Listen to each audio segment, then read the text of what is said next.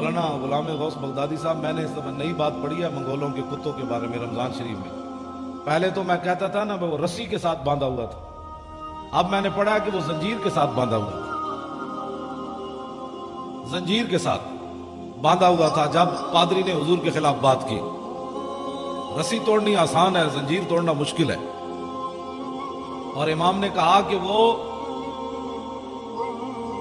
عزیز علیہ، Hulagu Khan وہ جو تھا نا اس کا وزیر خزانہ، یہ اس کا کتا تھا، یہ بھی وضاحت آئی۔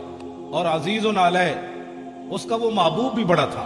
اس نے ظاہر ہے جب زنجیر سے، وہ بھی سونے کی زنجیر، ہاں سونے کی زنجیر کے ساتھ، امام نے لکھا کہ سونے کی زنجیر کے ساتھ اس نے کتا، محبوب جو اتنا تھا، اب آپ سوچ سکتے ہیں وہ کتا کتنا عزیز علیہ، وہ کتنا محبوب تھا جس کے گلے میں سونا ڈالا ہوا تھا۔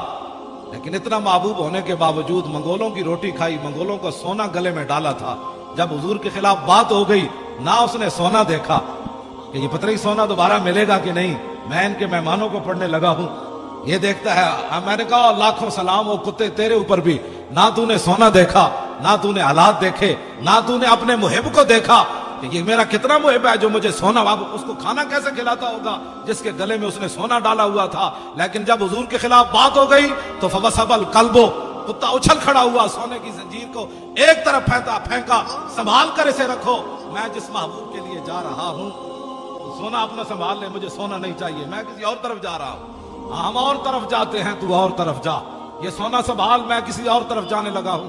سونا اس کے سپرد کیا اور چھلانگ لگا کر پادری جو حضور کے خلاف بات کر رہا تھا اسے خشم اس کے منہ پر تھپڑ مارا، فرمایا ہوش کر، میں کتا ہو کر بھی نہ سونے کو دیکھا، نہ حالات کو دیکھا، نہ مجمع کو دیکھا۔ جانتا ہے میں جن پر پہرا دے رہا ہوں وہ کون ہے؟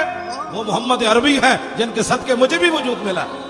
نعرہ تکبیر، نعرہ رسالت، لبیک لبیک لبیک یا رسول اللہ، لبیک لبیک لبیک یا رسول اللہ، لبیک لبیک لبیک یا رسول اللہ۔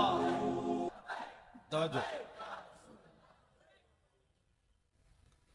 جا کر اس کو تھپڑ مار دیا، کہا کہ تو حضور کے خلاف بات کرتا ہے، اور فتویٰ بھی کسی سے نہیں پوچھا، مشورہ بھی نہیں کیا، میٹنگ بھی نہیں کی، پہلے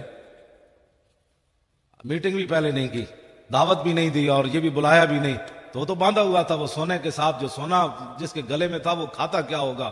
دودھ کھاتا ہوگا، مکھن، دودھ پیتا ہوگا، مکھن کھاتا ہوگا اور شہد کھاتا ہوگا۔ ظاہر ہے وہ ہلاکو خان کے وزیر کا کتا تھا، تو وہ کیسا اس نے، لیکن اس نے جا کر تھپڑ مار دیا۔ اس نے کہا تو جانتا ہے